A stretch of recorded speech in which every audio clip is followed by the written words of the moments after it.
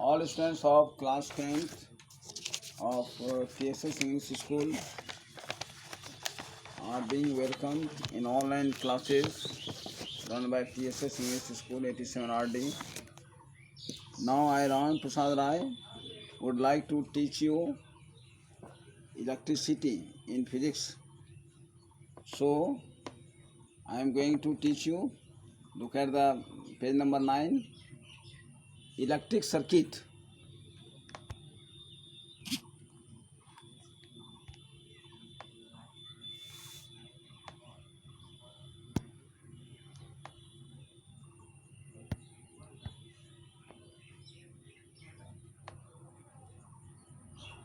Cell है, ये दो सेल में जो पॉजिटिव टर्मिनल और नेगेटिव टर्मिनल होता है, इन दोनों को जोड़ने वाली एक बड़ा वायर होना चाहिए और उसी वायर से संबंधित बल्ब भी होना चाहिए जिससे कि बल्ब जले।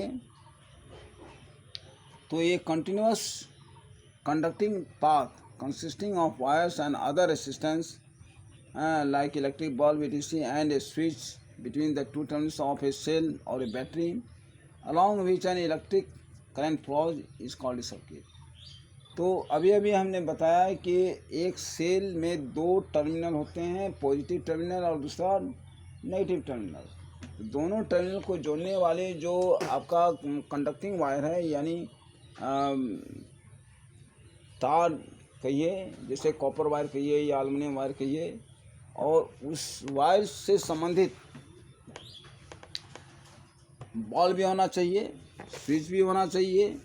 हाँ, तो इस प्रकार से जो धारा का जो बहाव इन इलेक्ट्रिकल अप्लायंस से जो होता है, तो जिस रास्ते से यानी धारा का प्रभाव होता है उसे हम इलेक्ट्रिक सर्किट कहेंगे। अब देखिए, ये सिंपल इलेक्ट्रिक सर्किट एक दिखाया गया है आपको चित्र में। When the switch is closed the circuit is complete and current flows in it. एक सेल है जिसका दो टर्मिनल है, पॉजिटिव और नेगेटिव टर्मिनल। दोनों टर्मिनल को जोड़ने वाली जो यानी कंडक्टिंग वायर है, जो कॉपर वायर है, और इसी से संबंधित आपका बल्ब भी है, स्विच भी है। स्विच यदि ऑन कर दिया जाता है तो इसके अंदर धारा प्रवाहित होने लगता है। तो धारा का जो बहने की जो रास्ता है उसी को हम कहते हैं इलेक्ट्रिक सर्किट। अब देखिए, in figure 11 A we have a cell having a positive and a negative terminal minus the positive terminal of the cell is connected to one end of the bulb holder with a copper wire called a connecting wire. The negative terminal of the cell is connected to the other end of the bulb holder. In figure 11a, the switch is closed. So the circuit in figure 11a is complete and hence a current flows in the circuit. This current makes the bulb light up. तो अभी हमने बताया कि 11a के चित्र के अनुसार ये विद्युत परिपथ बन के तैयार है, और जैसे ही हम स्विच ऑफ यानी क्लोज करते हैं यानी ऑन करते हैं तो बल्ब हमारा जलना शुरू करता है, और जैसे ही स्विच को ऑफ कर देते हैं यानी कनेक्शन हट जाता है तो बल्ब का जलना ख़त्म हो जाता है, अर्थात इलेक्ट्रॉन का बहना बंद हो जाता है, यानी धारा का बहना बंद हो जाता है। The flow of electrons is called electric current, as you know. Symbols for electrical components. अब आप देखिए, इलेक्ट्रिकल कंपोनेंट्स यानी विद्युतीय जो अवयव हैं उसका चिन्ह क्या है वो हम देखेंगे। जैसे सेल का उपयोग करते हैं हम लोग, तो उसके लिए जो साइन है प्लस और माइनस से दिखाया जा रहा है ए। फिगर 12 का ए देखिए, ये आपका सेल का निशानी है। फिर बैटरी ऑफ टू सेल्स, दो सेलों का जब समायोजन होता है यानी जुड़ाव होता है तो एक बैटरी तैयार होता है, जिसका संकेत ये बी में दिया गया है। फिर वायर का संकेत दिया गया है, एक सीधा स्ट्रेट लाइन। फिर वायर पॉइंट, एक बिंदु जहाँ दो वायर एक दूसरे से मिलता है, एक वायर पॉइंट बनाता है। वायर क्रॉसिंग विदाउट कॉन्टैक्ट, ये जो तार है ये इसके ऊपर से इस तरह का आकार है, यानी वायर क्रॉसिंग है। फिक्स्ड रेसिस्टेंस और रेसिस्टेंस, ये रेसिस्टेंस का साइन है, प्रतिरोधी, जिससे कि मैंने आपका धारा नहीं बहता है, जो धारा को बहने से रोकता है, that is called resistance.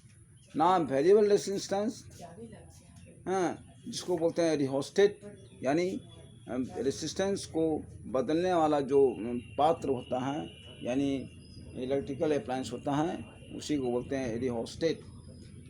Ammeter, ये जो सांकेतिक अक्षर में लिखा गया, ये मतलब आमीटर। आमीटर के माध्यम से आप धारा मापा जाता है।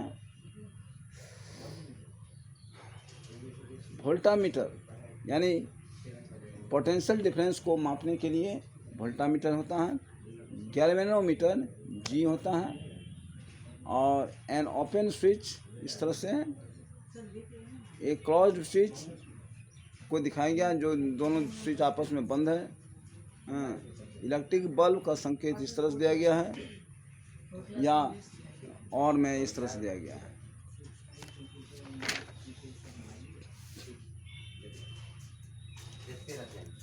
The symbol for a single cell is shown figure 12a, है ना। The symbol of single cell consists of two parallel vertical lines, one thin and long and the other thick and short, having horizontal lines on the sides.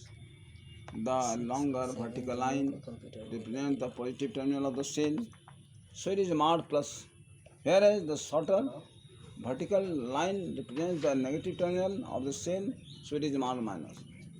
Battery is a combination of two or more cells in series.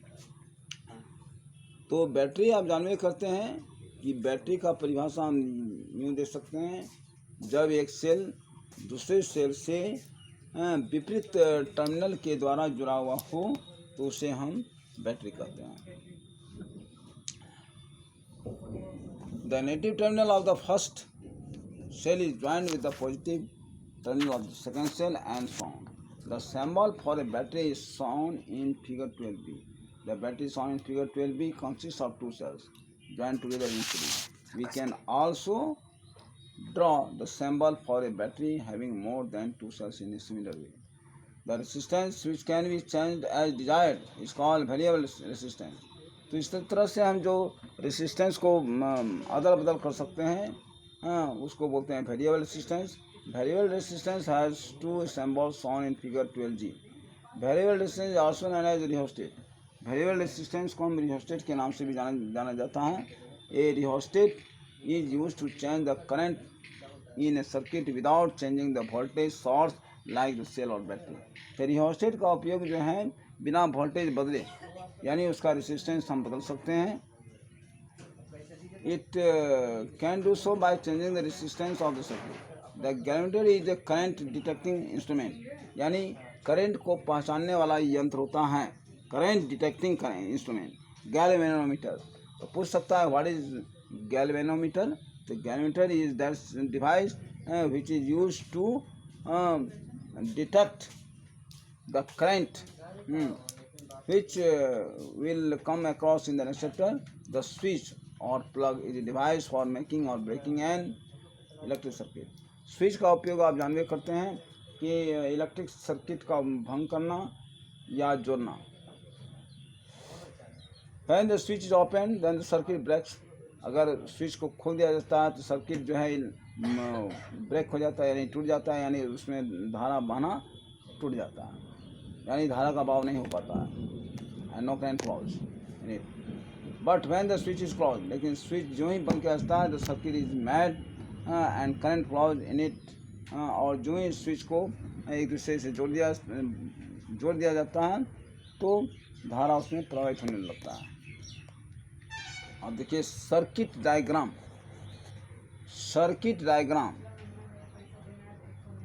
Electrical circuit are represented by drawing circuit diagram.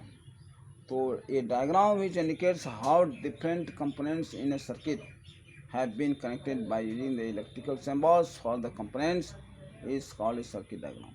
अब आप देखिए कि ये electrical circuit में हम किस तरह से सेल को जोड़ेंगे, किस तरह से बल्ब को जोड़ेंगे, किस तरह से प्लग को जोड़ेंगे, ये दिखाया जाता है. तो ये जो सर्किट जोड़ने का जो तरीका है वह निम्न दिखाया गया है.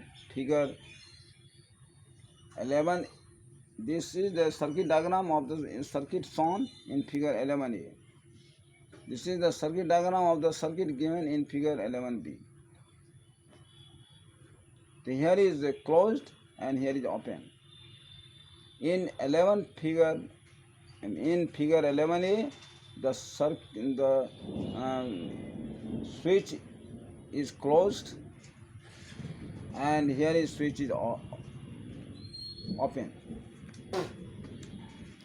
Now in the case of circuit closed, the electric current can pass, and now in the case of circuit open, the current will not pass through this circuit.